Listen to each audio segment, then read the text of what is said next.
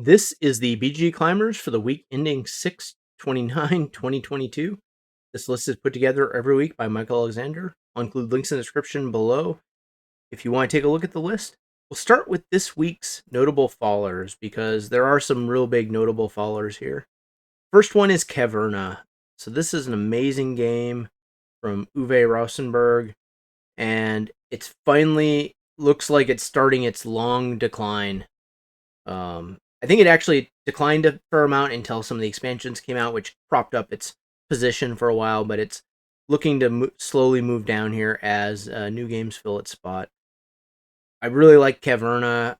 It's I would say an epic game. I actually prefer a Feast for Odin, but they are different games. I love cats, so I didn't notice that this finally moved out of the top 100. I think it's a great game. I do like polyomino games like Feast for Odin, and people really like the Allocats theme, but it is probably not getting back in the top 100. There's too many hot games moving on up. And Concordia, which is an amazing game. I feel like I feel like the Venus expansion maybe didn't breathe enough new life into it. I haven't had a chance to play it, but I really wanted to play the Team Concordia, even though I heard it wasn't that great. And Gaia Project. So Gaia Project is an amazing game. It's finally on its way down, though. And I know there's eventually going to be an expansion. I haven't heard any updates on that yet, but I am not super excited about the expansion. I feel like the expansion for Gaia Project needs maybe like new tech tracks or new tech stuff and new factions, and I don't think it's adding new factions from what I understand. And Star Wars Rebellion. So this one has peaked, and I actually don't think there's another expansion plan for it, at least that I'm aware of. I mean, Fantasy Flight does sometimes surprise us. This is an amazing 2-player game if you ever want to play it. So we'll skip all the way to number 10. There's actually a lot of interesting stuff down here, but I want to cover the top 10 for sure. So this is My Father's Work. So this is a app-driven worker placement game. I actually don't know the latest on the app. I know that they were having some issues with the release on it. This is doing really well, though. Maybe well enough that I know it's supposed to be never coming to retail, but maybe I'll pick one up on the secondhand market at some point. So that's number 10, My Father's Work. Number 9, Sniper Elite. So we saw this one last week. It's actually doing a little bit better. So last week it kind of had a little blip down lower. It didn't get too many ratings, but it's bumped up a little bit. I think we'll have to see how it does over the next few weeks. But it does seem to be doing fairly well overall. Number 8, Transmission. So this game hasn't been too strong. I do like the cover artwork, though. I think it's a solid cover. So share mechanical friends in a lovely rondel worker placement game. Interesting. So I think the artwork looks really cool in this. Is this it was a Kickstarter that I assume came out a year ago, yeah. So, or longer. So the Kickstarter was a while ago. Illustrated world of Matt Dixon. Transmissions brings world mechanical friends to life. You're going to move workers around a rondel with a fairly, I guess, lightweight game. Maybe like medium light. I don't know. I mean, its opening ratings aren't that strong. Soon. Amazing production and good simple play. I do prefer this at 2 players. And you can see in the ratings breakdown, there aren't a lot of people super enthusiastic, which I think is bringing down its average a fair amount. There are a good number of people that like it at an 8, though. Cute family game. Yeah. I think people are feeling that they may have wanted a heavier game, which I think is always going to be a concern with a 2.0 rating on BGG. It's just hard to move up high in the ratings with that. It is doing decently well, but I don't think this is going in the top 100 at this point. So it's Transmissions, number 8. Number 7, Monsters on Board. So we've seen this the last couple weeks. Its rating actually came up. So 2 weeks ago, it got a 7.07. It's come up a little bit at 7.83 for the new ratings. I don't think it's going to be strong enough, though, to propel this in the top 100 at this point. unless an expansion changes or something. I really like the idea of this one, but it seems like it's a solid game, but maybe not what, I guess to be in the top 100 nowadays, you have to be an amazing game. There's just so much competition up there. So this is number 7, Monsters on Board. Number 6, Guards of Atlantis 2. So this one is rocketing up. I mean, 10.0 for, it was only like 9 ratings or 8 ratings, but it's still amazing to get everyone giving it 10.0, and 9.15 this week with around over 30 ratings. That is pretty strong opening. This is a card-driven team versus team battle arena. A lot of depth and no randomness. So, and it's got a 3.29, which is a sweet spot, I feel like, for a medium to a medium heavy game to do well on BGG. I guess it's playable at 2, 4, 6, 8, and 10. Best at 4 and 6 players. So I think this game I almost backed on Kickstarter.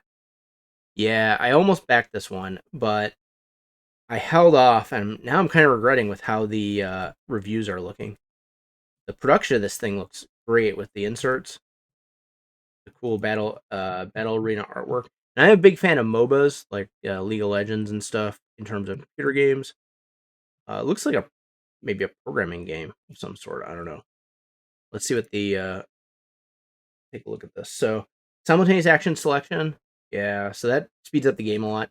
And it's only 90 to 120 minutes. Not bad. Let's see what the comments say. I don't think I'd change a single thing. The limited communication with your teammate keeps the game going at a nice pace. Doesn't allow you to overanalyze and prevents quarterbacking.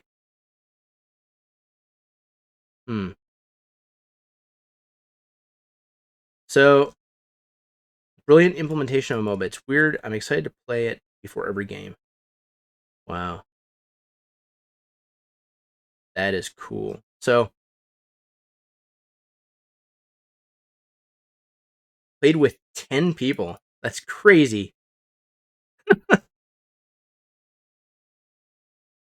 So, best team game I've played to date.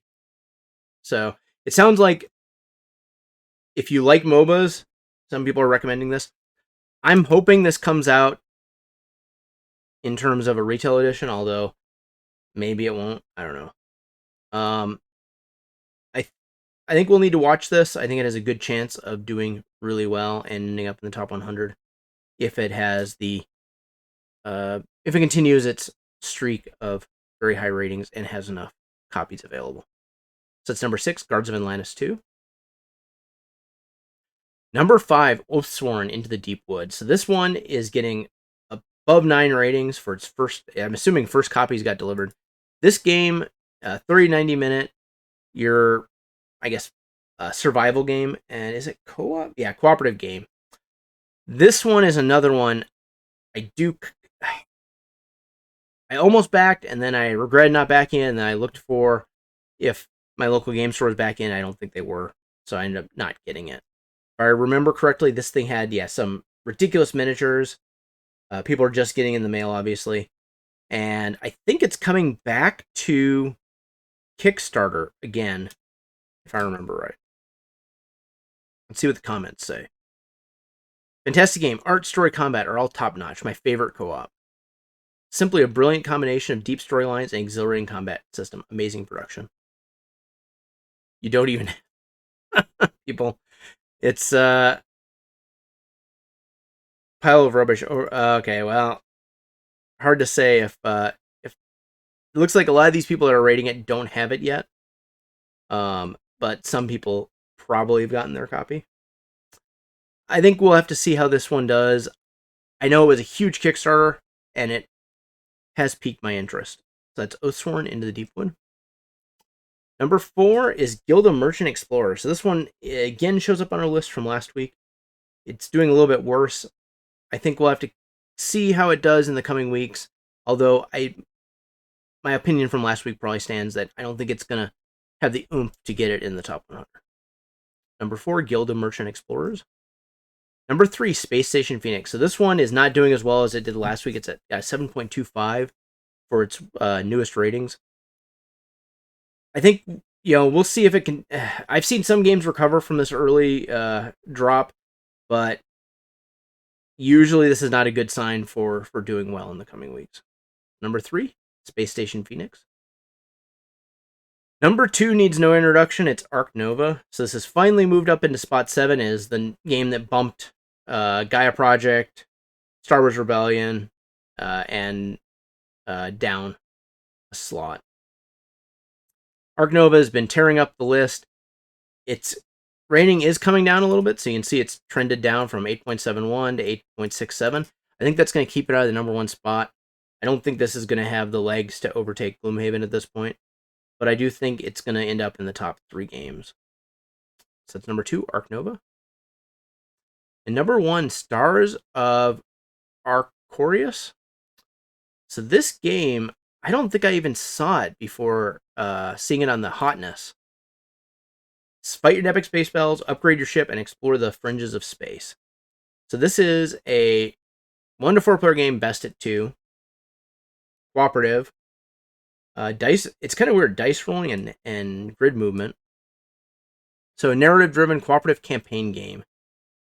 Built around 4 pillars of gameplay: space combat, world exploration, space exploration, and player progress.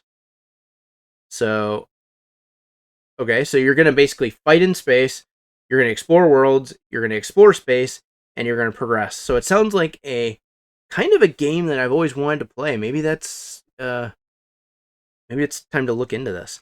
I thought, at least when I looked at the pictures of it, it looked just like a space combat game, but it sounds like there's a lot more going on with it than that. And this was previewed 2 years ago by Hungry Gamer.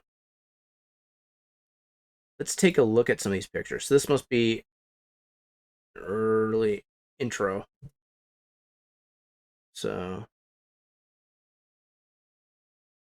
I mean, at least the space stuff looks kind of bland, but I do like that they've incorporated the game trays, probably for quick setup and takedown. It's got this big board where you're slotting in stuff to, I assume, build your ship. These models, I'm assuming they don't come painted, but they look amazing. Painted? Yeah, they look really cool painted. The miniatures. So interesting concept for the game. It looks very deep, and since it's a campaign game, obviously it's going to require a lot of investment. We'll have to see how this one does, but I think, if you're interested, if I remember right, it seems to be available from the publisher right now, so there is that. And apparently available on Geek Market. So and it's hard to predict where this is going to end up. It's very new, and it is doing well, so I'm sure we'll see it in the coming weeks. So that is the BG Climbers list for the week ending 6/29/2022. If you like this video, please like and please subscribe. And please take a look at our other videos. Thank you.